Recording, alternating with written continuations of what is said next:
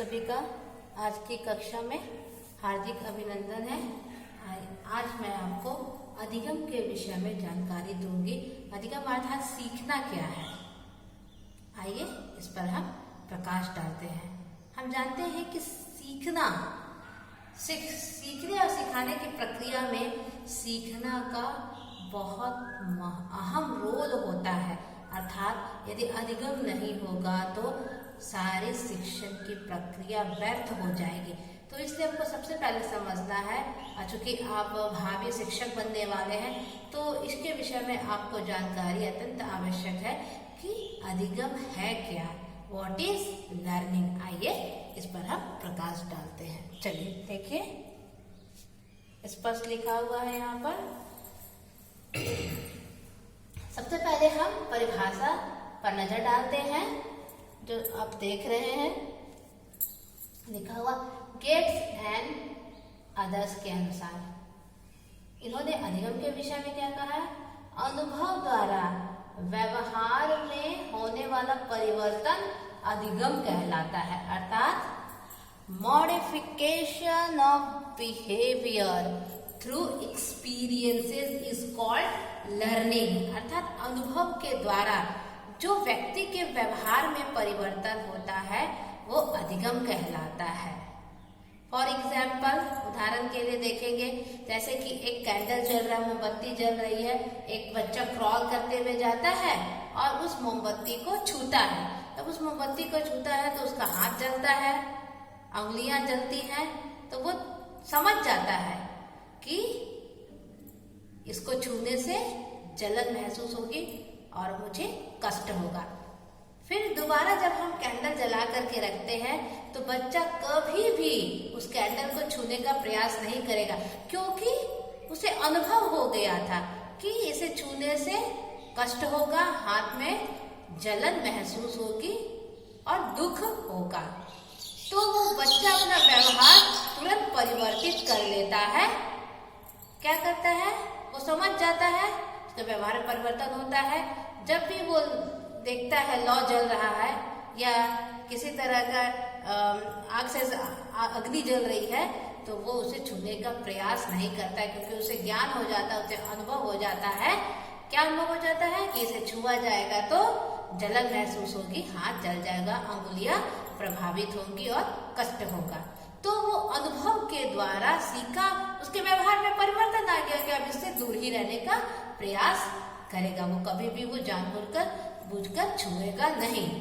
तो modification of behaviour through experience is called learning according to Gates. आइए एक और परिभाषा देख लेते हैं। एक और परिभाषा लिखा हुआ किंग्सले एंड गैरी के अनुसार। इन्होंने क्या कहा? अभ्यास अथवा प्रशिक्षण के फलस्वरूप नवीन तरीके से व्यवहार करने अथवा व्यवहार में परिवर्तन लाने की प्रक्रिया सीखना है। अंग्रेजी में learning is the process by which behaviour is originated और चेंज्ड थ्रू प्रैक्टिस और ट्रेनिंग। तो किंग्सले और गैरे ने सीखने में एक और पद को जोड़ दिया है, वो है ट्रेनिंग। अर्थात modification of behaviour through experience and training. Gates ने कहा था सिर्फ अनुभव के द्वारा जो व्यवहार में परिवर्तन आता है वो सीखना कहलाता है, लेकिन किंग्सले और गैरी ने इसमें एक और पद जोड़ दिया, प्रशिक्षण। अर्थात अनुभव तो होता ही है, साथ में यदि प्रशिक्षण भी दिया जाए तो व्यक्ति के व्यवहार में परिवर्तन आता है। जैसे कि आप शिक्षक बनने हेतु प्रशिक्षण ले रहे हैं, तो निश्चित रूप से जब आप शिक्षक बनेंगे तो अभी के व्यवहार और जब पूर्ण रूप से तैयार हो जाए तभी के व्यवहार में बहुत ही अंतर रहेगा। अर्थात आपके व्यवहार में परिवर्तन कैसे आया? प्रशिक्षण के द्वारा आया। इसी तरह गीत संगीत का जिन्हें प्रशिक्षण दिया जाता वो पहले जो गाते थे और उसके प्रशिक्षण के बाद जो गा रहे हैं उसमें बहुत ही अंतर देखने को मिलता है। इस तरह विभिन्न प्रशिक्षण, चाहे वो डॉक्टरी पढ़ाई से संबंधित प्रशिक्षण हो या इंजीनियरिंग का प्रशिक्षण हो, प्रशिक्षण के बाद व्यक्ति के व्यवहार में भी परिवर्तन आता है। अनुभव तो होता है लेकिन प्रशिक्षण के द्वारा भी व्यक्ति के व्यवहार में जो परिवर्तन होता है वो सीखना कहलाता है, according to Kingsley and Garry. और ये बात तो सत्य ही है, इसमें कोई भी दो राय नहीं है कि अनुभव और प्रशिक्षण के द्वारा ही व्यवहार में जो परिवर्तन आता है वो सीखना कहलाता है। Modification of behaviour through experience and training. आइए अब हम देखते हैं कि ये जो सीखना है, लर्निंग है, उसकी क्या खासियत है, क्या नेचर है, इसमें क्या विशेषताएं छुपी हुई है, इसकी प्रकृति कैसी है। अभी जो परिभाषा अभी मैंने जो आपको बताया, इसी में इसकी प्रकृति छुपी हुई है। आइए अब हम देखते हैं इसकी प्रकृति के विषय में। चलिए देखिए, जैसे यहाँ स्पष्ट रूप से लिखा हुआ है, इसकी पहली प्रकृति है सीखना व्यवहार में परिवर्तन है। Learning is the change in behaviour. अर्थात इसका मतलब क्या हुआ, जैसे ही व्यक्ति के व्यवहार में परिवर्तन होता है, चाहे वो सकारात्मक हो या नकारात्मक हो, हम समझ जाते हैं कि इसने सीख लिया है। हम हो, आप हो, किसी के भी व्यवहार में जब परिवर्तन आता है तो उसको देख के ही हम समझ जाते हैं कि ये सीख लिया है। जैसे कि किसी बच्चे को गणित में रुचि नहीं आ रही है, वो बहुत अनमने ढंग से कक्षा में रहता है, पढ़ाई पर ध्यान नहीं देता है, किंतु जब उसके विभिन्न प्रयास करने के बाद उसे जब गणित में रुचि आने लगती है तो उसके व्यवहार में परिवर्तन हो जाता है। वो बहुत ध्यानपूर्वक शिक्षक की बातों को सुनता है, जितने गृह कार्य मिलते हैं सभी को करता है। तो टीचर देखती है कि इसका बिहेवियर चेंज हुआ है, अर्थात इसे गणित में रुचि आ रही है। इसी तरह आप व्यवहारिक जीवन के बहुत सारे अध्ययन करेंगे जिसमें आपको पता चल जाएगा कि व्यक्ति सीखता कब है, जब उसके व्यवहार में परिवर्तन होता है, चाहे वो नकारात्मक हो या सकारात्मक। जैसे हम कहते हैं ना कि कोई गलत कार्य करता है तो उसके व्यवहार से हम समझ जाते हैं कि ये गलत चीज सीख रहा है, और कोई बढ़िया कार्य करता है उसके व्यवहार से ही सीख जाते हैं, हम लोग समझ जाते हैं कि ये सही चीज सीख रहा है, मगर सीख रहा है तो कैसे, व्यवहार में परिवर्तन ही बताता है कि व्यक्ति सीख रहा है, विद्यार्थी सीख रहे हैं, हम और आप सीख रहे हैं, इसलिए व्यवहार का अहम रोल है। चलिए आगे देखते हैं, आगे क्या कहा गया है। दूसरी प्रकृति है सीखना की, अर्जित व्यवहार की प्रकृति स्थायी होती है, अर्थात change in behaviour caused by learning is relatively permanent। ठीक है, चलिए दूसरी प्रकृति के विषय में क्या कहा गया है।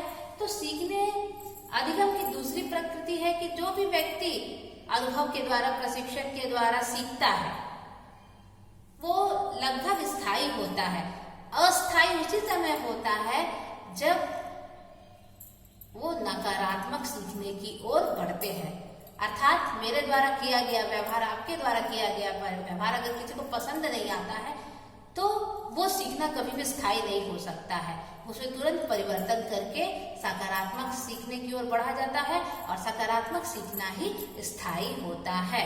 जैसे आपकी कोई रुचि है, कोई आदत है, आपकी अभिवृत्ति है, ये सारा कुछ क्या हो जाता है, स्थायी हो जाता है, आप सीख जाते हैं। हो सकता है कि कोई व्यक्ति नकारात्मक भी सीखते हैं, तो इन सबको बदला जा सकता है अपने व्यवहार में परिवर्तन करके। तो अधिगम की दूसरी प्रकृति क्या है कि जो भी व्यक्ति सीखता है वो लगभग स्थायी होता है, रिलेटिवली परमानेंट होता है। आइए आगे देखते हैं, तीसरी प्रकृति क्या है, सीखना जीवन पर्यंत होता है। Learning is a continuous life long process. व्यक्ति जब से जन्म लेता, अर्थात ऐसा भी कह सकते कि जब गर्भ में व्यक्ति रहता है उस समय से ही सीखना आरंभ करता है, और जन्म के बाद तो सीखता ही है और उस समय तक सीखता है जब तक वो जीवित रहता है। बल्कि शर्त ये है कि मानसिक स्थिति सही होनी चाहिए। तो व्यक्ति जब जन्म लेता है उस समय से जब तक उसकी मृत्यु नहीं हो जाती है तब तक वो सीखता है।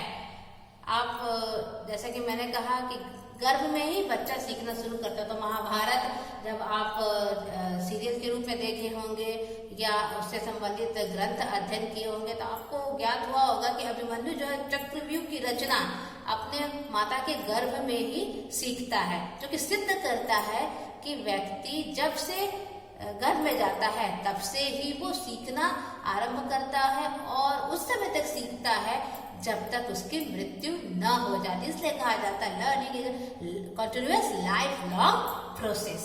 आइए आगे की विशेषता को देखते हैं। चौथी विशेषता है सीखना एक सार्वभौमिक प्रक्रिया है। Learning is a universal process. इसका मतलब क्या हुआ?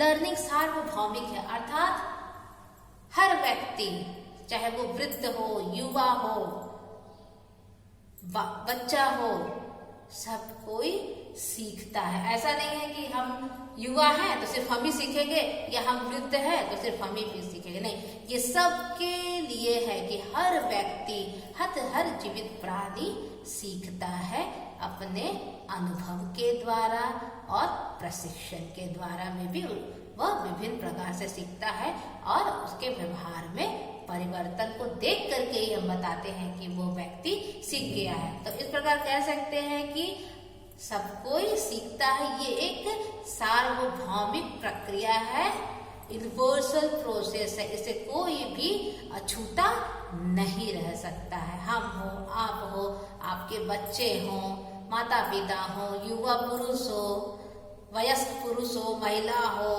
हर कोई सीखता है, बशर्ते ये कि मानसिक स्थिति सही होनी चाहिए। तो आज की कक्षा में इन 4 विशेषताओं के विषय में ही हम लोग जानकारी प्राप्त किए। आगे की कक्षा में हम बाकी के विशेषताओं प्रकृति के विषय में जानकारी प्राप्त करेंगे। आप सभी का बहुत बहुत धन्यवाद।